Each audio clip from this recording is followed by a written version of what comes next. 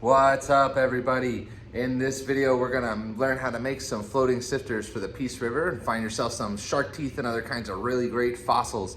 Let's just get right to it. Okay, so it's Florida, so you're gonna need to be hydrated for this process. Have water. The very first sifter, we're gonna learn two kinds of sifters, guys. Here they are. Check it out. The first sifter we're gonna make is when you already have a sifter and you're just converting that into a floating sifter. Easy peasy. The other sifter we're gonna make right there, if you don't already have your own sifter, we're gonna make it with PVC pipe and some pool noodles, and it'll go right together, and I'll show you everything you're gonna need right now. So for the big floating sifter, if you have your own sifter, this works great. If you've got the wood frame sifter ready to go, this is the way you wanna do it. If you want a big giant pool noodle like that, because it's gonna be a little bit more to keep afloat, always get your carabiner and some paracord. You got a Sharpie there and a measuring tape for your measuring. You're gonna need the big giant zip ties. In this case, you're gonna need to find the thinner zip ties because you got the thinner mesh, right? So keep in mind your zip ties need to fit through your mesh, or else it's not gonna work very well. With the big giant pool noodle, I'm gonna use this hacksaw. And something essential that I like now to put on my sifters is the Jaws jar. This is a really cool new company, guys. So you basically, you can just, it's like a little bottle and you open it up and you put your shark tooth in there and you can just clip this directly to your sifter or to your clothes. There's some information right there. Made with love in Jackson Beach, Florida. This is a local Florida company, guys, Jaws jar. So definitely check it out. It's your new tooth caddy.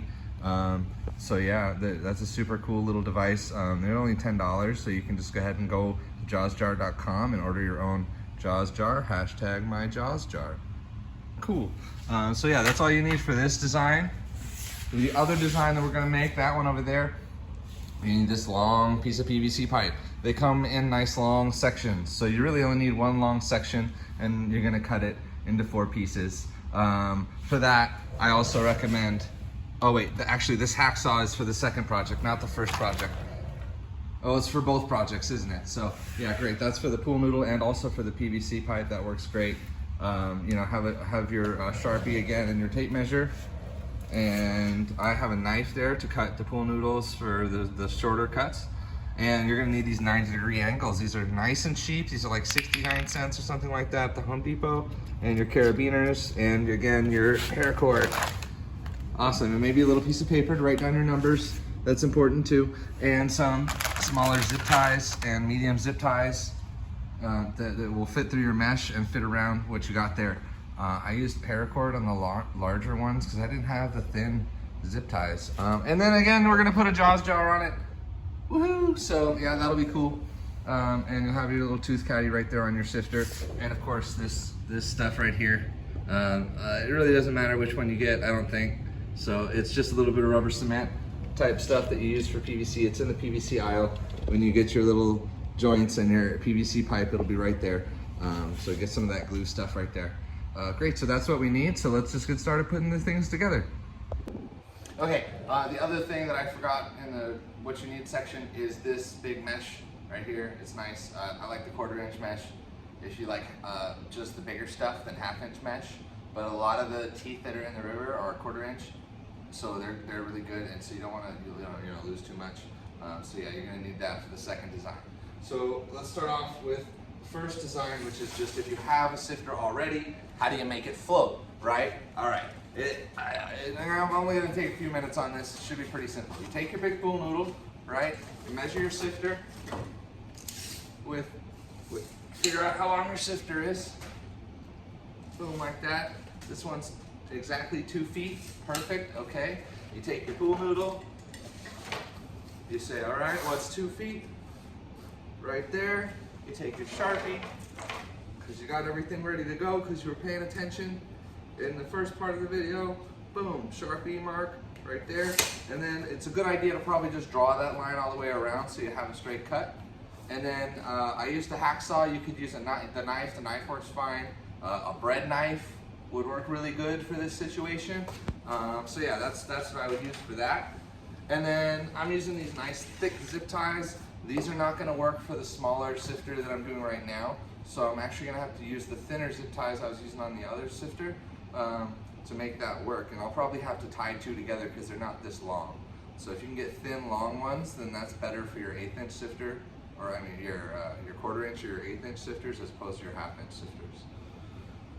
Awesome. And then we're gonna take a piece of paracord, and for how long it is, I like to wrap it around myself because that's how I usually swim around. I'll keep it attached to myself, and then I'll be over here somewhere, and then you need about that much to go around your the edge of the sifter or the pool noodle. So basically, take your cord, put your arms out, put it behind you, put your arms out again, and it's about halfway or so. So, I mean, whatever works for you, you know. How far away do you want your sifter? This is your sifter. That's the cool part. You can make it whatever length you want, but that's about how far, arm's length really for me, and then I'm gonna tie it around the sifter. In case I'm swimming, I want a little bit of slack so that it can be on above the water while I'm under the water looking around with my goggles. But if I'm on top of the water, I might want it a little bit shorter. If I'm not going to do any swimming, I might want it to just be right next to me so I'm not having to pull the cord all the time to pull the sifter back over to me. So keep that in mind when you're cutting your leash for your paracord. Great. So honestly, guys, I think you can figure out the rest, just cut that in half, stick those to the side of the sifter, and put the zip ties on. If you need a visual, here's one right here. I already made this one. There you go.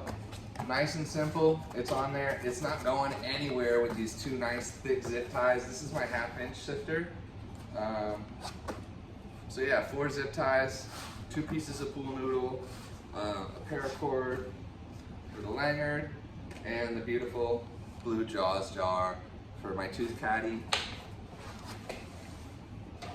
Boom, done, ready to go. Okay, let's get on to the next one. All right, so if you're doing an individual sifter, you're good to go. You got it all zip tied up. It's really simple, don't overthink it. You just put the little clamp thingies on the bottom so that you're not cutting yourself. And I didn't cut them because that would just make them sharp. I wrapped them around and tucked them in so that they're not in my way and they're not cutting me. So that's the idea there. Next, you would go ahead and add your leash and your caddy, your shark tooth caddy, but I already attached it to this sifter. So the idea is it goes through the big sifter and then goes through the little sifter. And I've got my shark tooth caddy right here on top. I've got my leash right here. So I might do a second thing just to tie these two devices together. But I think this will help me to get through more material faster when I have the 2 screens. My phone's letting me know that the battery's dying, but everything's gonna be okay. I can get this video done in time. So, what you're gonna start with is this big giant PVC pipe. It's really long. How are you gonna get this home? I don't know. It was sticking out my window, all funny on the way home. All right, so you're gonna make either a square or a rectangle. You also have to look at your mesh, guys. How big is your mesh? Mine was 2 by 5, so basically I'm making 2 by 2.5 foot. But you want to leave some extra space, so I'm making less than 2 foot and 2.5 foot cuts because you're going to need to cut your mesh in the corners. That way, there's extra space for you to wrap the mesh around the pipe at the end. Okay. So you're going to take your pipe. When you've got one cut, you're going to take your pipe, piece of pipe like that. Once they're already cut. And it'll be wrapped around like this, okay? And you're gonna wrap it around nice and tight, and you gotta be real careful not to poke yourself. And then in the corner, there's gonna be a joint section here, right? A joint section there.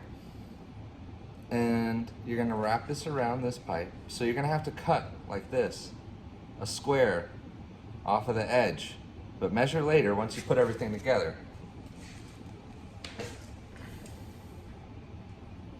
Yeah, let's see if I can get you a better visual on some of this stuff.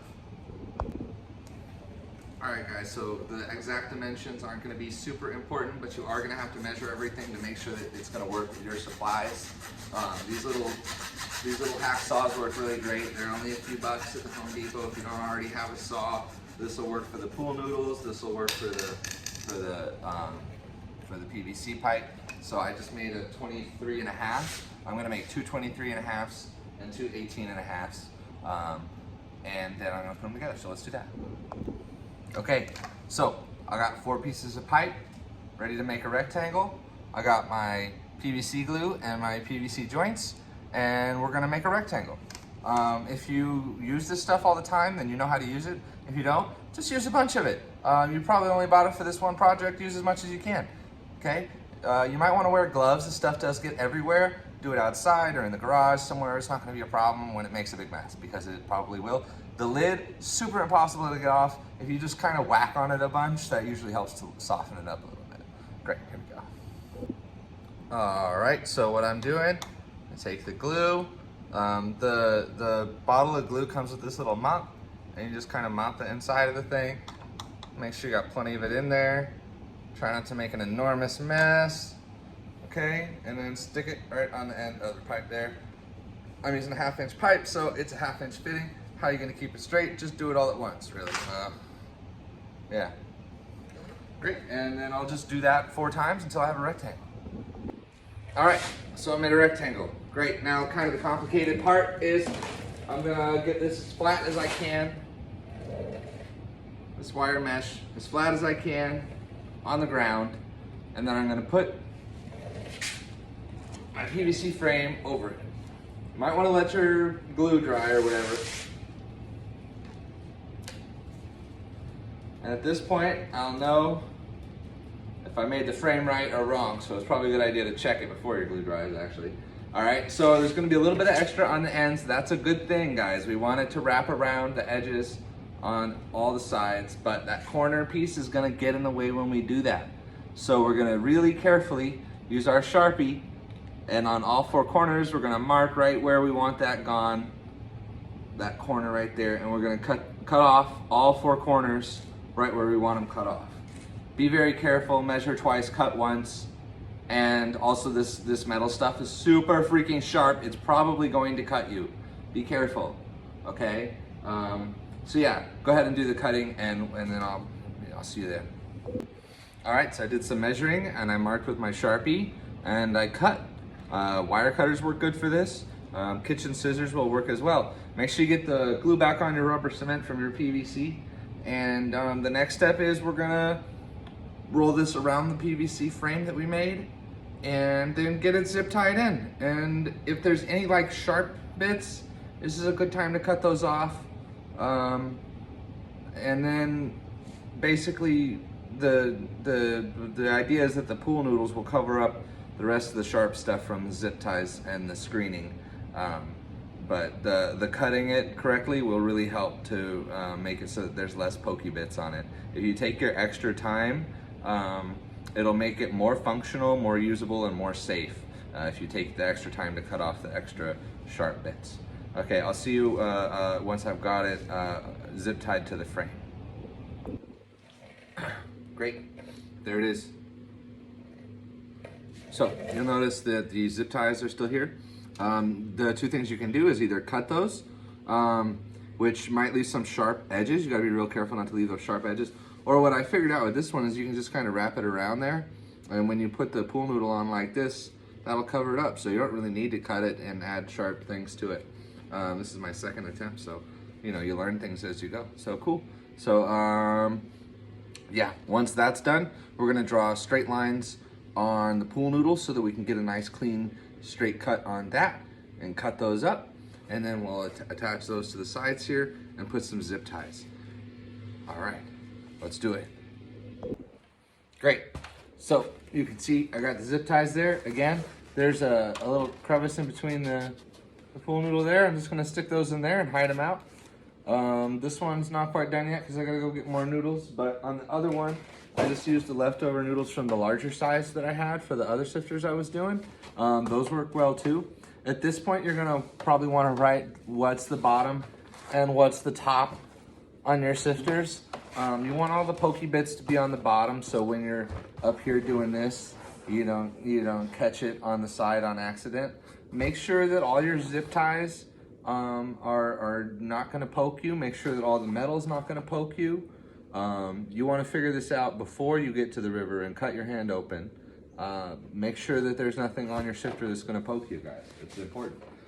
So the only other thing that's left to do is to add your leash like this and a little carabiner like that, which is helpful, but not 100%. You don't have to have it. It could just be a string and you tie a knot or whatever, but I like the carabiner so that you can actually clip it to yourself. And then just tie your favorite knot to that with the paracord, and that's your leash. And the last thing, of course, is gonna be one of these bad boys, your Jaws jar, your little shark tooth caddy for when you're out hunting fossils on the Peace River.